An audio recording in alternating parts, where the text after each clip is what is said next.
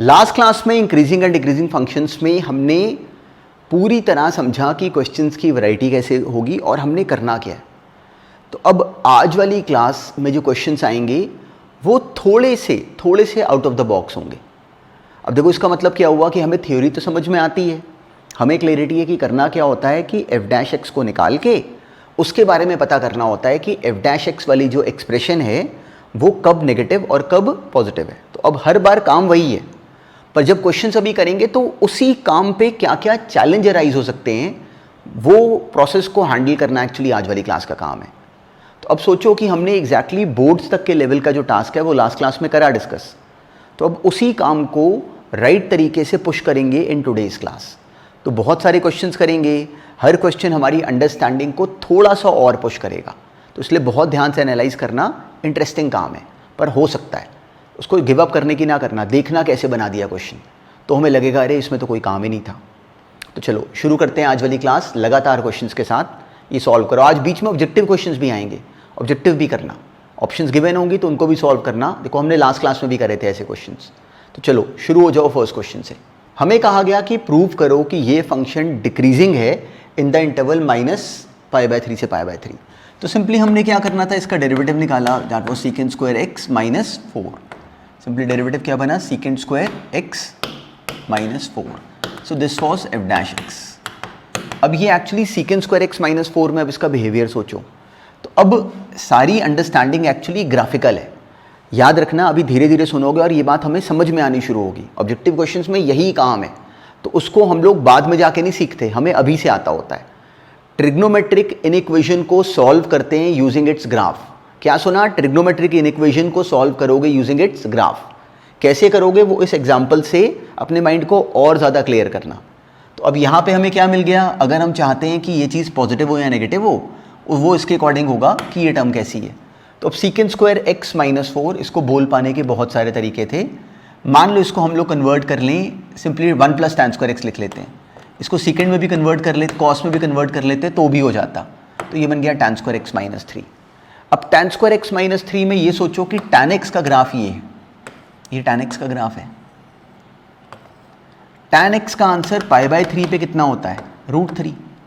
तो अब tan x is an increasing curve, वो tan x का ग्राफ बढ़ता जाता है, मतलब हर पॉइंट को जैसे जैसे बढ़ाते जाओगे tan x का आंसर बढ़ता जाएगा। तो tan x का आंसर √3 कब होता है, जब x बराबर होता है π/3 के। तो अगर हम x को π/3 से बढ़ा लेंगे तो tan स्क्वायर x का आंसर कैसा आएगा, 3 से बढ़ा। तो अगर x को π/3 से कम लेंगे, when x is less than π/3 then tan x is less than √3 and when x is between -π/3 से π/3। देखो x के -π/3 होने पे tan का आंसर कितना आता, -√3। तो अगर x कहीं -π/3 से π/3 के बीच में होगा तो tan x का जवाब -√3 से √3 आएगा। तो उसका स्क्वायर कैसा होगा, उसका स्क्वायर हो जाएगा 0 से 3। तो tan स्क्वायर x कैसा हो जाएगा, 0 से 3। तो -π/3 से π/3 तक की एक्सप्रेशन कैसी है, नेगेटिव। तो फंक्शन कैसा है, डिक्रीजिंग। तो इस थॉट को माइंड में रखना। ऐसे क्वेश्चन ज़्यादा ऑब्जेक्टिव में नजर आएंगे, पर हमें ये आना चाहिए। तो सोचो इस सवाल को, इस क्वेश्चन को कर पाने का ये हमने एक तरीका बनाया, ये ठीक है, ऐसे करा बिल्कुल सही है। अब इसी में एक बात और सुनो, इसी के साथ सोचो कि ट्रिग्नोमेट्रिक इनइक्वेशन को देखो, सुनो बार बार। जब क्लास में इन क्वेश्चंस को सुन रहे हो तो एक्चुअली अपनी थ्योरी को पक्का कर रहे हो। हमारे माइंड में क्लैरिटी हो रही है कि हमने क्या करना है जब हमारे सामने इस तरह का कोई भी नया सवाल आए। तो अब किसी ने ये टर्म दी tan स्क्वायर x - 3 या सीकेंट स्क्वायर x - 4, मान लो हमें ऐसे नहीं क्लिक करा, मान लो हमारे माइंड में ये आया कि इसको कॉस में कन्वर्ट कर लेते हैं। तो ये बन जाता, अगर मैं चाहता हूँ कि secant square x - 4 if I want कि ये जो एक्सप्रेशन है ये नेगेटिव हो, तो उसके लिए सीकेंट स्क्वायर x को कैसा होना चाहिए था, 4 से कम। या ऐसे बोल दो कि सिंपली अगर इसको कॉस में कन्वर्ट कर लो तो कॉस स्क्वायर x को कैसा होना चाहिए था, 1/4 से बड़ा। अगर कॉस स्क्वायर x 1/4 से बड़ा हो जाता तो सीकेंट स्क्वायर x कैसा हो जाता, 4 से कम हो जाता। सिंपल सा लॉजिक। कैसे हम लोग कॉस स्क्वायर x को इधर ले आए, इसको ले आए इस तरफ, तो कॉस स्क्वायर x हम चाहते हैं कि 1/4 से बड़ा हो, तो कॉस x कैसा होना चाहिए, 1/2 से बड़ा। या कॉस x कैसा होना चाहिए, -1/2 से छोटा, अगर हम चाहते हैं कि ये टर्म नेगेटिव हो। अब ये सोचो cos x को 1/2 से बड़ा चाहिए और या फिर cos x को -1/2 से छोटा चाहिए। अब cos के ग्राफ को सोचो, ये cos का ग्राफ है, ये है π/2 और ये है -π/2। तो अब ये सोचो कि cos x का आंसर एग्जैक्टली 1/2 कहाँ पे होता है? cos x का आंसर 1/2 होता है जब x बराबर होता है π/3 के। यहाँ पे cos का आंसर कितना होता है? 1/2। और cos x का आंसर बिल्कुल सिंपली cos² x 1/4 से हमें बड़ा चाहिए। तो यहाँ पे -π/2 से π/2 के बीच में ये हमें दिखता है कि कभी नेगेटिव तो जा नहीं रहा, तो उसके लिए वरीड नहीं होना, यहीं से बात बन जाएगी इस वाले क्वेश्चन में। तो अब cos x का आंसर हमें 1/2 से बड़ा चाहिए, तो दिखता है कि इधर भी cos x -π/3 के ऊपर भी cos x की जो हाइट आती है दैट इज व्हाट? 1/2। तो अगर x को, इस ग्राफ को नोटिस करना, अगर x को हम -π/3 से π/3 के बीच में कुछ भी लें तो हमें दिखता है कि cos x का जो जवाब आ रहा है, जो इस ग्राफ की जो हाइट आ रही है, जो वैल्यूज़ आ रही हैं, वो सारी कैसी हैं? 1/2 से ज़्यादा। तो अगर x -π/3 से π/3 के बीच में होगा तो cos x का जो आंसर बनेगा वो 1/2 से 1 के बीच में होगा। तो उसका स्क्वायर कैसा हो जाएगा? ऑब्वियसली 1/4 से बड़ा हो जाएगा और sec² x - 4 नेगेटिव हो जाएगा। तो अगर किसी बच्चे ने इस क्वेश्चन को ऐसे सोचने की बजाय अगर ऐसे भी करा, परफेक्टली ओके। तो इसके थ्रू हमने करा क्या कि ट्रिग्नोमेट्रिक इनइक्वेशन के ग्राफ को समझने की कोशिश करी कि इसको ग्राफिकली कैसे तोड़ते हैं। पर इसकी बहुत प्रैक्टिस होती रहे, साथ साथ ही होती जाएगी, पर हमें इसका पैटर्न समझ में आना चाहिए। अब ऐसे ही नेक्स्ट सोचो, बिल्कुल स्टेप वाइज करना। नेक्स्ट भी बिल्कुल सिंपल है। हमें किसी ने कहा कि फॉर ऑल a > 1 शो करो कि ये फंक्शन डिक्रीजिंग है on all real values of x। तो हम क्या करेंगे? सिंपली इसको डिफरेंशिएट करा, वो आ गया √3 cos x minus minus plus plus sign x -2a। ये बना f', ये बना f'। तो अब ये बनने के बाद जो -2 है वो तो कांस्टेंट है। इसके बारे में सोचो तो दिखता है कि जो ये एक्सप्रेशन है ये a cos x plus b sin x जैसी टर्म बनी हुई है। b को 1 आगे, b सिंपली 1 आ गया।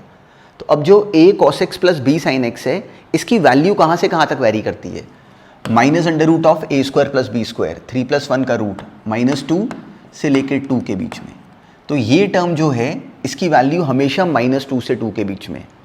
तो ये पूरा जो नंबर बनेगा किसी भी x की वैल्यू के लिए, इसका जवाब कैसा होगा? -2 से 2। a कैसा है? हमें गिवन है कि a 1 से बड़ा है। तो अगर कोई भी नंबर -2 से 2 के बीच का लो, उसमें से एक नंबर a अगर 1 से बड़ा है तो 2a कैसा हो गया? 2 से बड़ा। तो हमें दिखता है कि ये नंबर में से अगर 2a अगर माइनस करोगे, जिसमें 2a गारंटेड 2 से बड़ा है, ये नंबर पक्का 2 से कम ही है। तो 2 से कम नंबर से अगर माइनस करोगे 2 से बड़ा नंबर, तो आंसर कैसा आ जाएगा? नेगेटिव। तो f' इस क्वेश्चन में बिना कुछ स्पेशल करे हमें दिखता था कि दिस वॉज ऑलवेज नेगेटिव, ऐसे बोलना था। और ये इस कैटेगरी का भी बहुत सिंपल क्वेश्चन है। ऑब्जेक्टिव में तो इससे बहुत आगे चले जाएंगे, पर एटलीस्ट हमें बिल्कुल अभी रेगुलर सिलेबस के टाइम पे इतना बोलना तो आना चाहिए। अब नेक्स्ट करो। हमें किसी ने कहा कि ये जो फंक्शन है ये डिक्रीज करे for all real values of x। तो अगर ये फंक्शन अगर हमने दिखाना है या a की वैल्यू फाइंड करनी है जिसके लिए कि ये फंक्शन हमेशा डिक्रीजिंग हो, तो लैंग्वेज को पढ़ के हमने कंफ्यूज नहीं होना। हमने देखना है कि क्या करना है, इस फंक्शन को डिक्रीज कराना है तो क्या करें? इसका डेरिवेटिव निकालें। देखो बच्चे क्या करते हैं, वो ज़बरदस्ती पैनिक हो जाते हैं। उस जोन में बिल्कुल नहीं जाना, बिल्कुल अच्छी तरह माइंड में बिठा लो।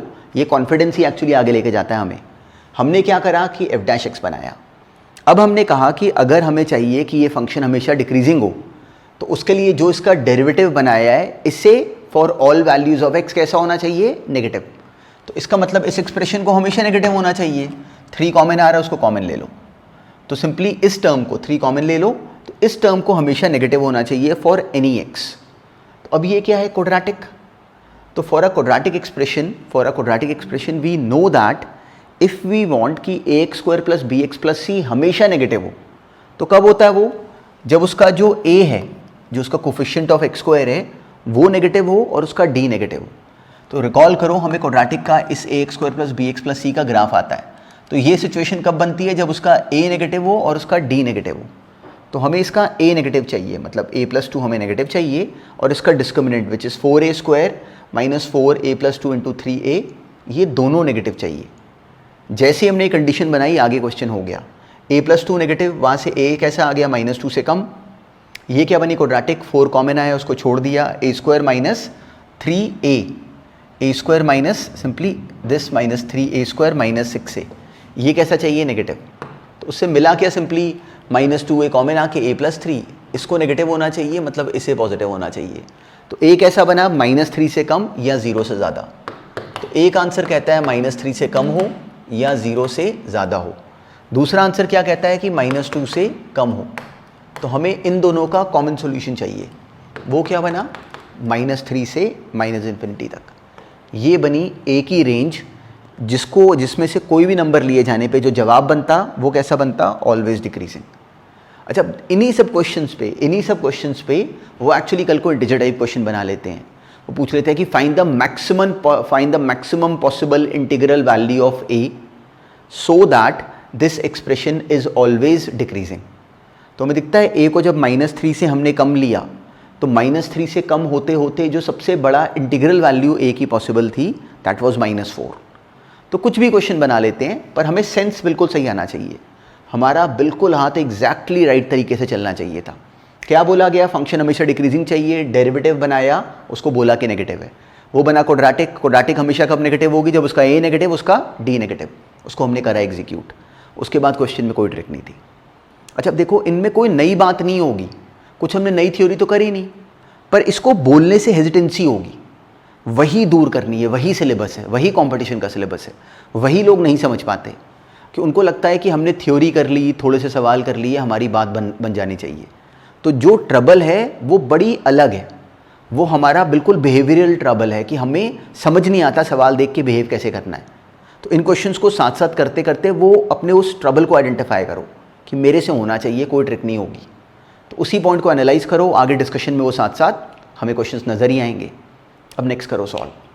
हमने ये फंक्शन अगर हमेशा इंक्रीजिंग करना है तो क्या करें, इसको डिफ्रेंशिएट करा और बोला कि डेरिवेटिव हम चाहते हैं कि हमेशा पॉजिटिव हो। 3 कॉमन आ रहा है उसको साइड में रख लो, हमारे पास सिंपली क्या आ गया, kx square minus 6kx plus 3। Quadratic हमेशा पॉजिटिव चाहिए, कब होगी, जब उसका a पॉजिटिव हो और साथ में उसका d नेगेटिव हो। तो बिल्कुल सिंपल सा पॉइंट है, हमें पता है उसका a पॉजिटिव और उसका डिस्क्रिमिनेंट नेगेटिव। सिंपली हमने a को करा पॉजिटिव मतलब k पॉजिटिव होगा, d को हमने नेगेटिव करा b स्क्वायर माइनस 4ac, ये मिल गया। वहाँ से 12k इंटू 3k माइनस 1 हमें नेगेटिव चाहिए और k पॉजिटिव चाहिए। तो क्या मिला, वहाँ से हमें 3k माइनस 1 नेगेटिव से k आ गया लेस देन 1/3। तो हमारा जो आंसर बना simply k into k minus 1 less than वो करके, तो हमें वहाँ से k कैसा आ गया 0 से 1/3 और k अलग से पॉजिटिव था ही था। तो जो कॉमन आंसर बना दैट वाज 0 से 1/3। तो जो इसका सेंस था दैट वाज सो बेसिक, पर हमने बस इसको सही तरीके से डील करना था। तो यहाँ से 12 को तो छोड़ दो, k इंटू 3k माइनस 1 अगर हमें नेगेटिव चाहिए तो कैसे पता करते हैं, 0 मार्क करा, 1/3 मार्क करा, प्लस माइनस प्लस, हमें नेगेटिव चाहिए। तो k को 0 से 1/3 के बीच में होना चाहिए था और k को पॉजिटिव होना चाहिए था। तो आंसर सिंपल सा ये बन गया। अब नेक्स्ट करो, सेम लॉजिक था, बस हमने स्टेप वाइज चलना था। हमें fx क्या गिवन था, sin x into 1 plus cos x, चाहो तो डायरेक्टली डिफ्रेंशिएट कर दो, नहीं तो ये sin x plus sin x cos x बना हुआ था, उसको sin 2x/2 बना लिया कि थोड़ा टर्म जो थी वो डायरेक्टली एक बन सकती थी। तो हमने f' बनाया, वो आ गया cos x plus 2 cos 2x/2 plus cos 2x, ये बन गई expression. So this was f'। अब ये क्या बना एक्चुअली, अब चाहो तो इसमें CD फॉर्मूला अप्लाई कर लो या इसको लिख लेते हैं 2 cos स्क्वायर x माइनस 1। तो ये आ गया 2 cos square x plus cos x minus 1। अब ये f' है, तो अब हमने इसका बिहेवियर इंटरप्रेट करना है। अब एक बात सोचो कि 2 cos square x plus cos x minus 1 के बारे में अगर हम लोग सोचें तो ये आ गया 2 cos square x plus 2 cos x minus cos x minus 1, इसको फैक्टराइज कर लिया। 2 cos x तो आ जाएगा 2 cos x common into cos x plus 1 minus 1 common लेके cos x प्लस 1। तो मेरी टर्म क्या आ गई, सिंपल सी 2 cos x minus 1 into cos x plus 1, ये बनी एक्सप्रेशन, ये बना f'। अब जो इंटरवल गिवन है वो है 0 से π/2। अब 0 से π/2 के बीच में हमें दिखता है कि जो cos x प्लस 1 है दिस इज ऑलवेज पॉजिटिव, ये तो पॉजिटिव है, तो केवल इसके ऊपर डिपेंड करेगी सारी बात। अब cos x का ग्राफ सोचो, ये cos x का ग्राफ है, ये है π/2 और ये है -π/2। तो 2 cos x - 1 को सोचो कि वो 0 कब है, जब cos x बराबर है 1/2 के। तो अगर हम x को, और वो कब होता है π/3 के ऊपर, तो अगर हम x को π/3 से ज़्यादा लेंगे, अगर x को π/3 से ज़्यादा लोगे तो cos x का आंसर 1/2 से ज़्यादा आएगा कि कम आएगा? हमें दिखता है कि x को π/3 लेने पे cos x का आंसर 1/2 आता है। जैसे ही x को π/3 से बढ़ाओगे तो cos x का आंसर दिखता है 1/2 से कम हो जाएगा। तो 2 cos x - 1 x के π/3 से ज़्यादा होने पे नेगेटिव हो जाएगा। ये टर्म नेगेटिव हो जाएगी अगर x π/3 से बड़ा है, मतलब जो f' है वो नेगेटिव हो जाएगा। कब? π/3 के आगे, और उससे पहले कैसा होगा? पॉजिटिव। तो इसलिए फंक्शन इंक्रीजिंग हुआ 0 से π/3 और डिक्रीजिंग हुआ π/3 से π/2। इस इंटरवल में डिक्रीजिंग है, और 0 से π/3 कैसा हो गया? इंक्रीजिंग। इसका बस हमने क्लैरिटी में ध्यान रखना था। So this is the complete point. अब नेक्स्ट देखते हैं। ये क्वेश्चन भी एक्चुअली हमारी अंडरस्टैंडिंग को बहुत आगे पुश करेगा। हर स्टेप समझना, हर बात जो बोली जाए उसको ध्यान से देखना। हमें कहा गया कि show that this function is an increasing function. तो क्या करेंगे? हमें बिल्कुल बेसिक लॉजिक समझ में आता है कि इसका डेरिवेटिव बना दो, वो हमने करा। ये आ गया 2x माइनस, इसमें यूवी रूल लगा, minus x cos x minus sine x, ये बनी एक्सप्रेशन। तो अब हम जाके फंसे इस क्वेश्चन में। क्यों? क्योंकि अब f' को बनाने के बाद अब हमें समझ ही नहीं आ रहा। जो क्वेश्चन हमने इससे पहले करे वो तो बिल्कुल हमें देखते ही क्लैरिटी थी, तो हम उसको इजीली हैंडल कर पाते थे। यहाँ हम ब्लॉक हो गए, यहाँ हमें समझ नहीं आ रहा कि एक्चुअली इसका करें क्या। तो अब इसको डील करने के लिए बहुत सारी अंडरस्टैंडिंग्स है, उनको सुनना, हर बात सुनना बहुत हेल्प करेगी। एक तरीका इस क्वेश्चन का बहुत फास्ट था। कैसे?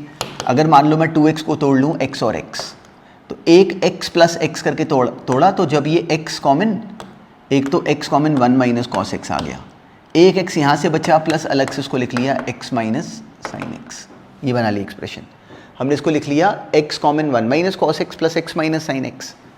अब जब हमें इंटरवल गिवन है 0 से π/2, तो 0 से π/2 के बीच में ऑब्वियसली x तो पॉजिटिव है, 1 माइनस कॉस x कैसा होगा? वो भी पॉजिटिव। तो पॉजिटिव इंटू पॉजिटिव, ये एक्सप्रेशन तो पॉजिटिव है।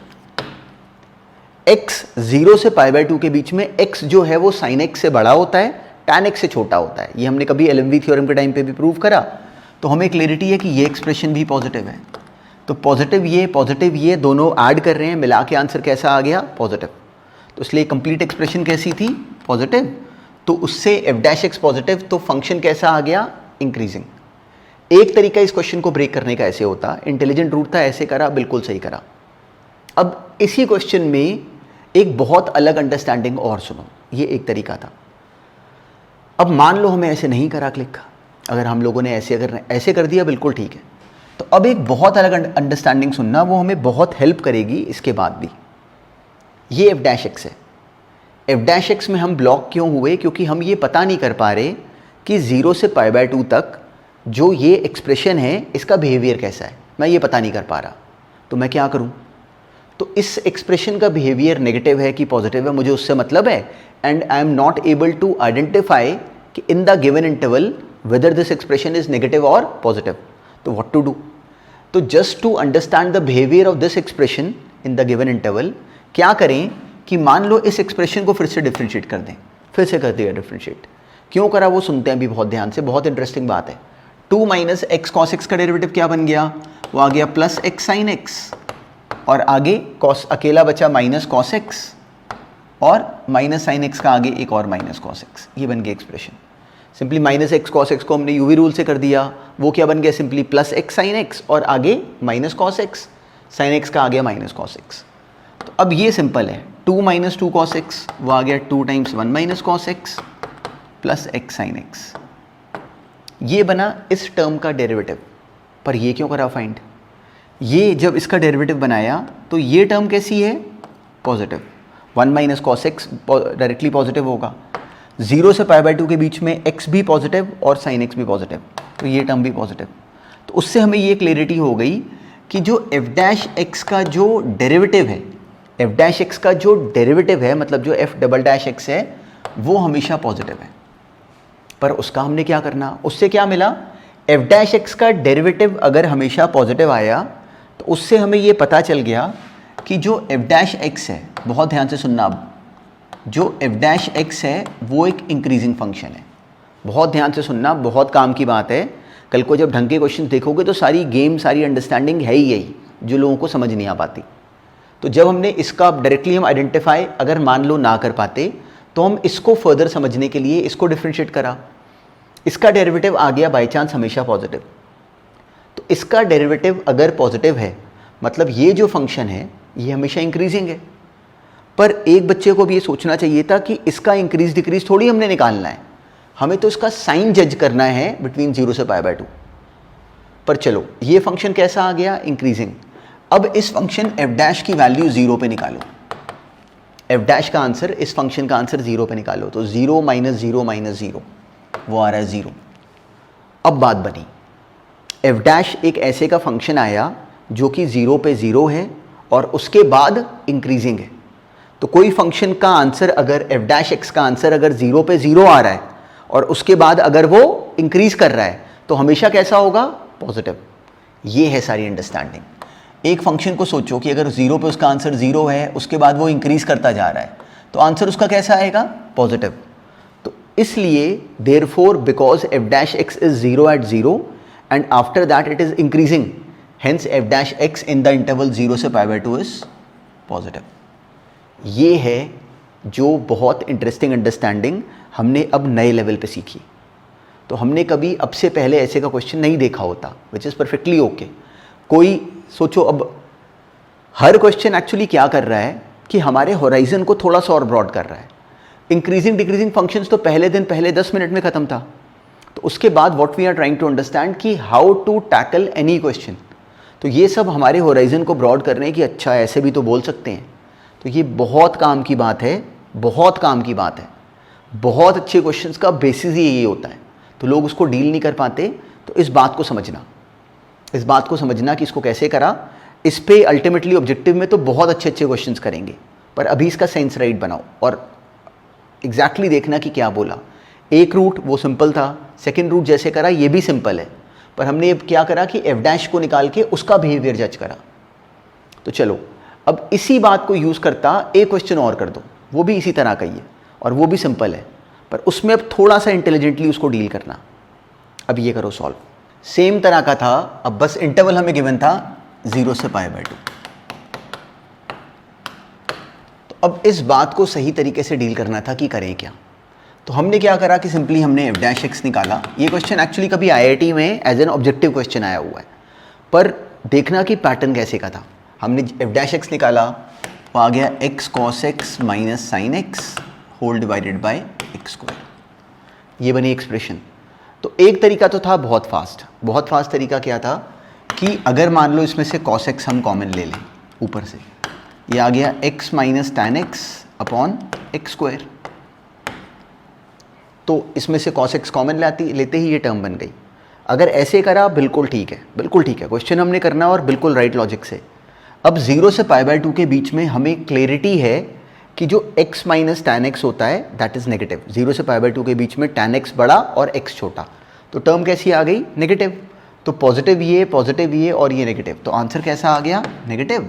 तो फंक्शन f(x) का डेरिवेटिव नेगेटिव, मतलब वहाँ से f(x) आ गया डिक्रीजिंग इन 0 से π/2।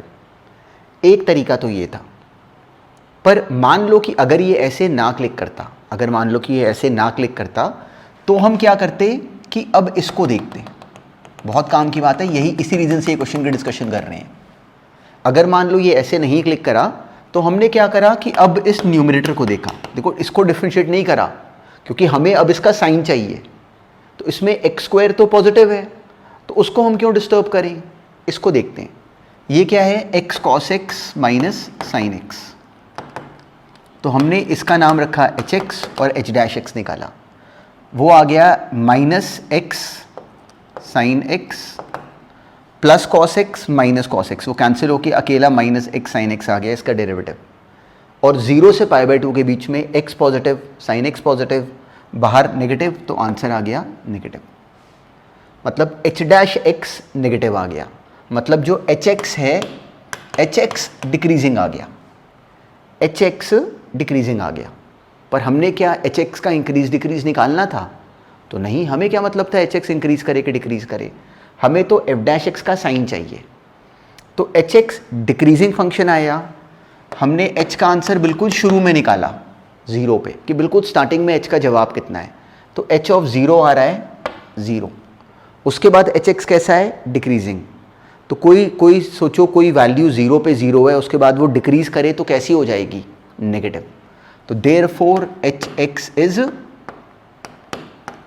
नेगेटिव। ये था पॉइंट एक्चुअली।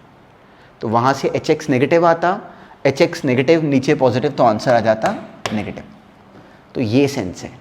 तो ये था इस क्वेश्चन में जो इंटरेस्टिंग पैटर्न था। एग्जैक्टली ऐसे ही अब जी एक्स को करोगे tan x बाई एक्स, तो वो बिल्कुल उस तरह का पैटर्न बनेगा, उसको भी एच एक्स लेके अब बनाओ, वो आ जाएगा इंक्रीजिंग। तो इसलिए ये वाला जो एफ एक्स बना वो बना डिक्रीजिंग, जो जी एक्स आ जाएगा दैट वुड बी इंक्रीजिंग। पर सेंस देखो एग्जैक्टली ये बात को समझो, ये बहुत इंटरेस्टिंग बात है, ये बच्चे बोल नहीं पाते ऐसे। इसको बोलो कि देखो मैं इसका बिहेवियर को समझने के लिए इसको अलग से डिफ्रेंशिएट करा, पर वो काम की बात नहीं है। उसका शुरू में जो आंसर निकाला वो काम की बात है। 0 पर उसका आंसर 0 आया, उसके बाद डिक्रीजिंग आया तो वो नेगेटिव हो गया। इसको पूरी तरह सही बोलोगे तो अपने आप ही हम बाकी बच्चों से अपने आप ही ऊपर वाले लेवल पे आना शुरू हो जाएंगे। तो बहुत बेसिक बात है पर राइट करनी थी। अच्छा, अब जो नेक्स्ट क्वेश्चन करने लगे हो है वो भी बिल्कुल सिंपल।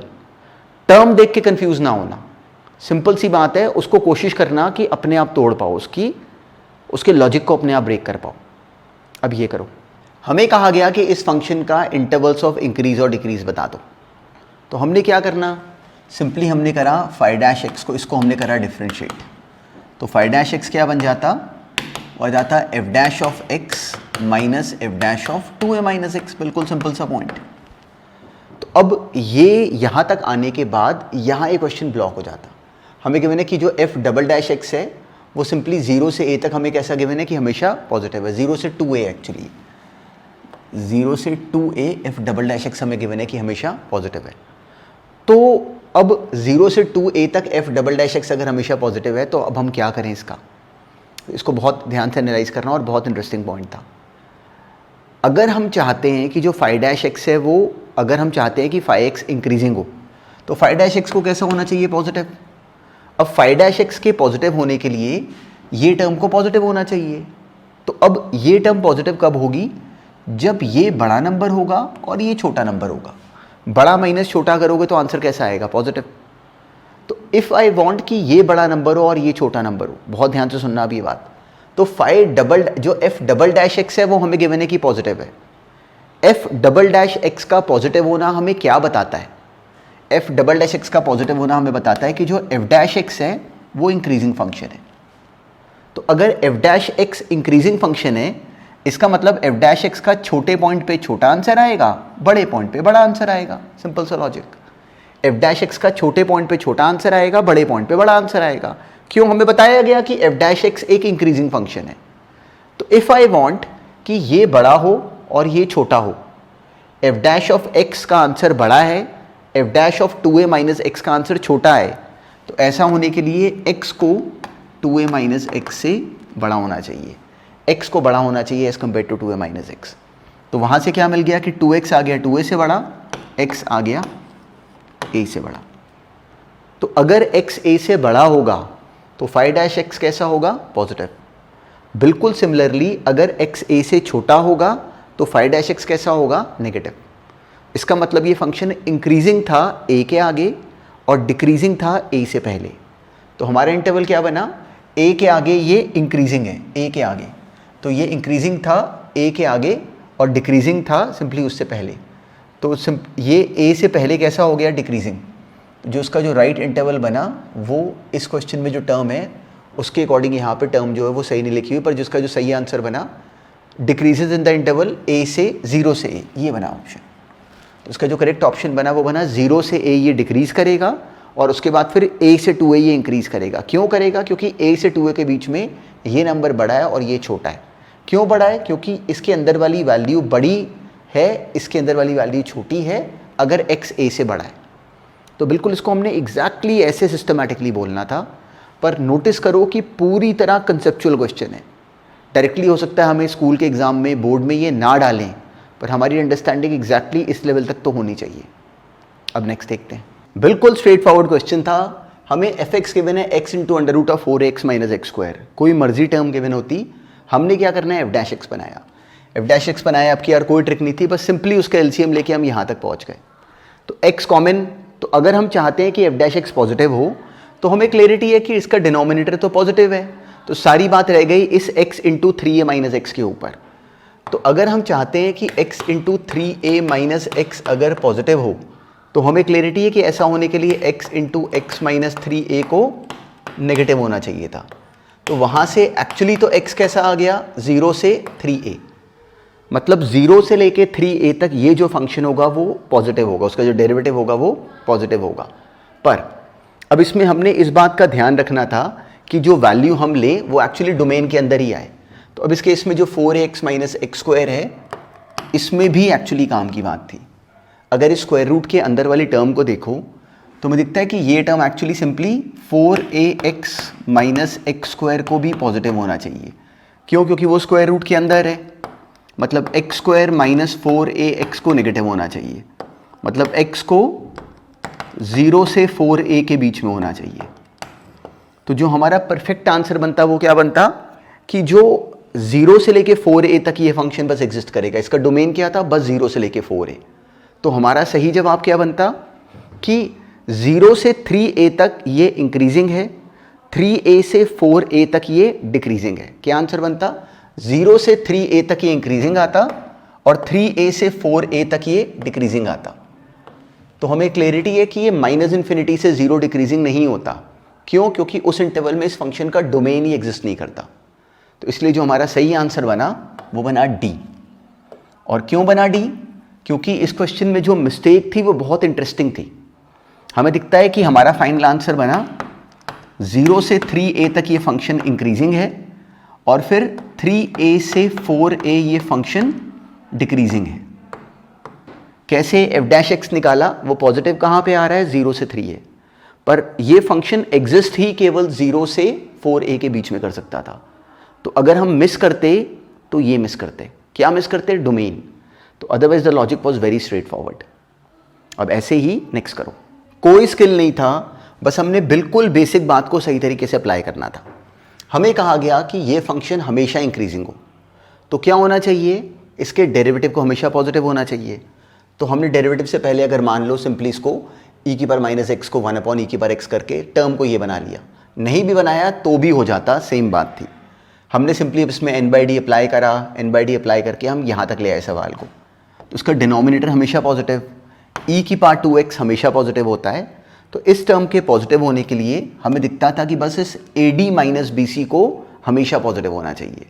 तो आंसर क्या बना, सिंपली b।